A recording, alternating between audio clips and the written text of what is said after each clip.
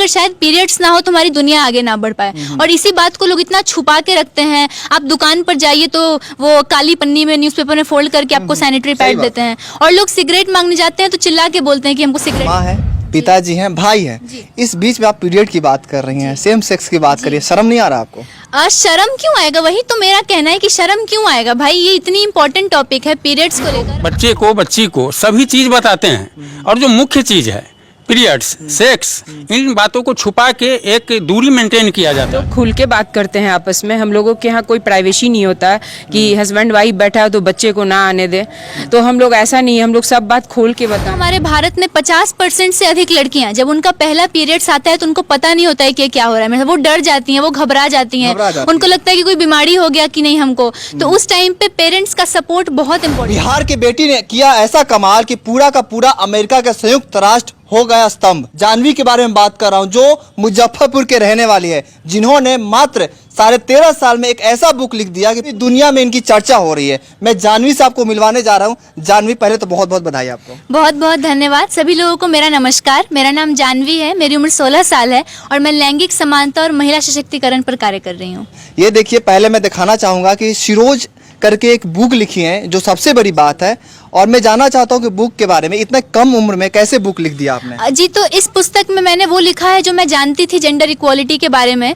मतलब आधी पुस्तक में जो भी इश्यूज हैं इसको लेकर उनकी चर्चा मैंने की है, और आधी पुस्तक में एक मोटिवेशनल स्टोरी है एक लड़की की जो कि बहुत ही ग्राउंडेड फैमिली से आती थी, बट अपनी मेहनत के दम पर और अपनी लगन के दम पर उसने बहुत कुछ अचीव किया अपनी लाइफ में। आपकी जो बातें हैं पूरी दुनिया ने तो सुन ली, बिहार को कैसे समझाइएगा? जी, मैं कोशिश कर रही हूँ समझाने की। लगातार मैं सेमिनार ऑर्गेनाइज कराती हूँ, स्कूल्स में जाती हूँ, मैं कोशिश कर रही हूँ समझाने की, और कुछ हद तक लोग समझते भी हैं, एक पॉजिटिव रिस्पांस आता है उनकी तरफ से। क्योंकि जिस हम बिहार में रहते हैं, कहीं ना कहीं वहाँ पे जैसा कि जेंडर इक्वालिटी की बात कर रही हैं आप, वहाँ पे है ही नहीं। यहाँ पे बेटियां की शादी हो जाती है 18 साल में। कैसे इसको सुधारेंगे आप? जी, मैं लोगों को समझाती हूँ कि अपने बेटे बेटी में कभी भी फर्क ना करें, और इक्वलिटी तभी आएगी जब दोनों पक्षों में समानता आएगी। और केवल मतलब मेल फीमेल में नहीं, ट्रांसजेंडर कम्युनिटी से जो लोग आते हैं उनके लिए भी एक इक्वलिटी आएगी, क्योंकि तभी जेंडर इक्वलिटी आएगी जब हर जेंडर में इक्वलिटी आएगी। जेंडर इक्वलिटी का यही सही अर्थ है जो कई लोग नहीं समझ पाते हैं। अच्छा, जब आप संयुक्त राष्ट्र में भाषण दे रही थी, आपका जब स्पीच स्टार्ट हुआ था तो कैसे स्टार्ट की थी, जरा हमारे दर्शकों को बताया। बिल्कुल।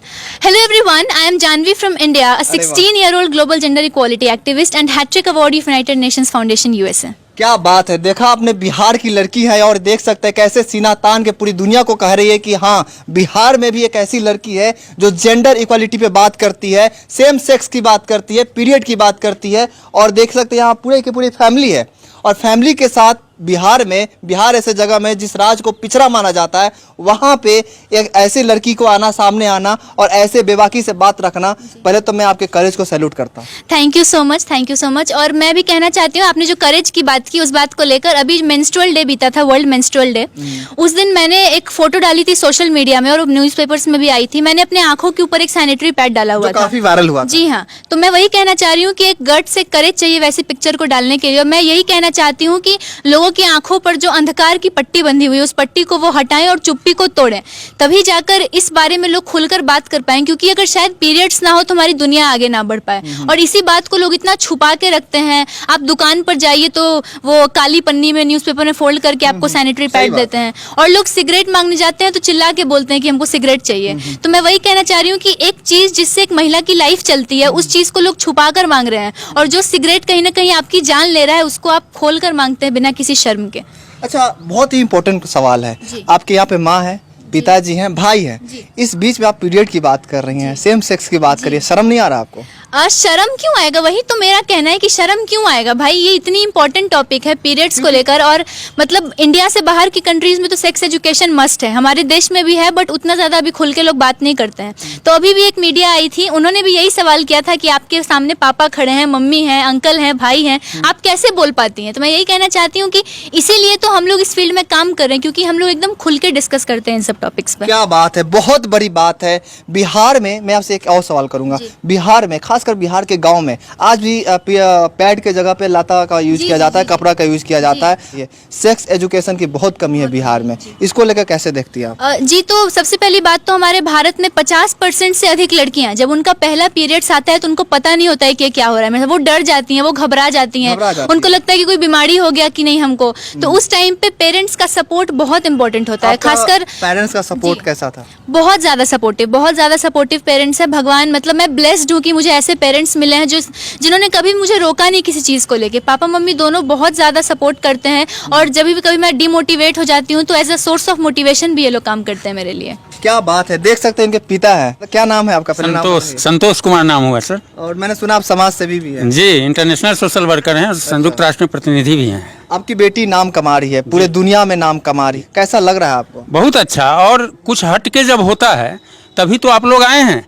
आप लोग, मीडिया भी एक स्रोत है किसी भी चीज़ पर जागरूकता पैदा करने के लिए।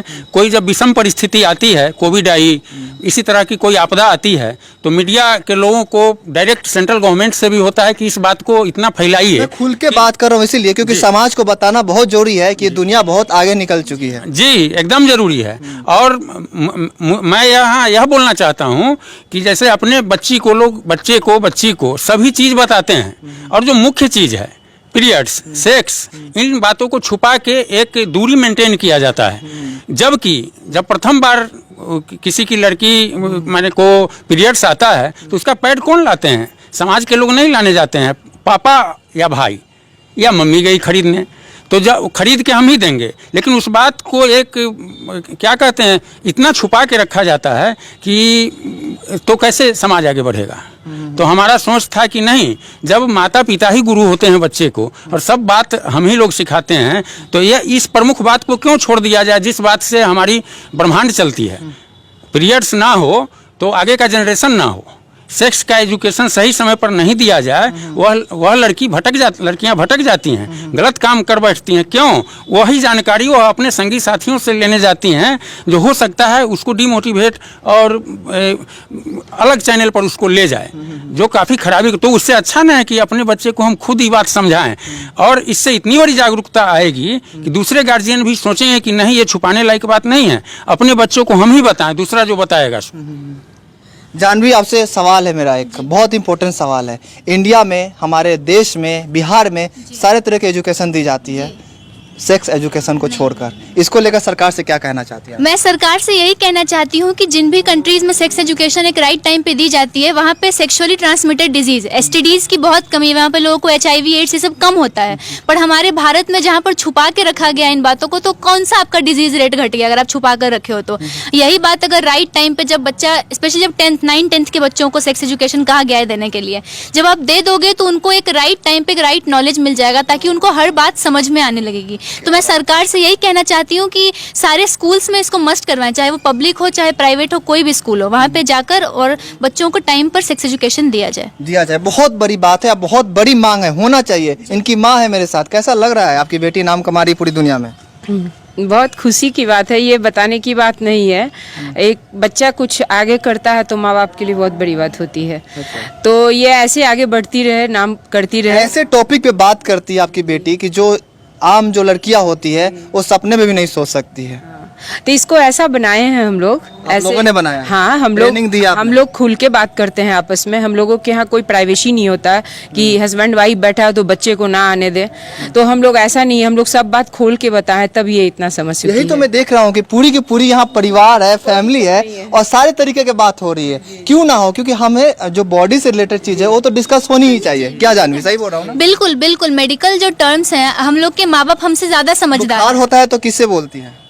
मम्मी पापा दोनों। वही बात, सही बात है ना कि अगर कुछ बुखार हो तो मम्मी पापा से बताएंगे, और अगर ऐसी कोई बात हो तो फिर क्यों छुपाएंगे। यही तो मैं कहना चाहती हूँ कि जब माँ बाप और बच्चे एज ए फ्रेंड रहने लगेंगे तो हमारी समाज में जो है वो एक अलग सा बदलाव आएगा, एक खुशहाली का माहौल आएगा। इस बेटिया की आवाज अगर पूरे बिहार की लड़की अगर सुन लेती है, अगर उस राह पे चल लेगी, तो कहीं ना कहीं हमारा बिहार सुधर जाएगा। हमारे बिहार की जो बेटियां बहुत आगे निकल जाएगी, एक पर्दे में जो रहती है उससे आगे निकल जाएगी। बहुत बहुत बधाई आपको। धन्यवाद, थैंक यू सो मच। मैं सारे मीडिया चैनल्स को धन्यवाद कहना चाहती हूँ कि आप लोग ने आया और मेरे काम को सराहा, इसलिए आप लोग का बहुत बहुत शुक्रिया। एक यहाँ और पे आपकी बहुत सारी बहनें आपकी देख रही है, उनके लिए 2 लाइन बोल दीजिए। जी, मैं उनसे यही कहना चाहती हूँ कि हम लोग जो है, हम लोग शीरोज हैं, हम लोग पावरफुल हैं। और फिर आप जो कह रहे हैं फेमिनिस्ट, हम लोग, मैं फेमिनिज्म की बात कर रही हूँ, बट फेमिनिज्म का ये मतलब नहीं है, मैं सिर्फ लड़कियों से नहीं, मैं पूरे यूथ से कहना चाहती हूँ, जो बॉयज़ गर्ल्स जो भी सुन रहे हैं उनसे कहना चाहती हूँ कि पहले एक स्टेप आगे लेकर देखिए। सिर्फ जेंडर इक्वालिटी नहीं, आप जिस भी फील्ड में जाना चाहते हैं उस फील्ड में एक स्टेप आगे लीजिए, और कोई भी रास्ता आसान नहीं होता। आपको शुरू में अगर सूरज की तरह चमकना है तो उसकी तरह तपना भी पड़ेगा, तो आपको मेहनत करनी पड़ेगी, तभी जाकर आपको सफलता मिलेगी। क्या बात है, क्या बात है। एक बार तालियां हो जाए इनकी बात के लिए, बहुत बड़ी बात कही। आप पूरे परिवार को मेरी तरफ से बधाई, शुभकामनाएं। हमारे से बात करने के लिए आपका बहुत बहुत जी, आप लोगों आपका का बात बहुत बहुत अच्छा लगा आप लोगों से बात करके। जी हाँ, अगर ये वीडियो पसंद आई हो तो प्लीज़ शेयर कीजिए, पूरे बिहार को दिखाइए कि हमारे बिहार में ऐसी बेटियां हैं जो हर एक चीज़ पे खुलेआम बात करती है और सबको बताती है, और एक ऐसा परिवार है जो कुछ नहीं छुपाता है, छोटी से छोटी बातें आपस में शेयर करते हैं। आपका बहुत बहुत धन्यवाद।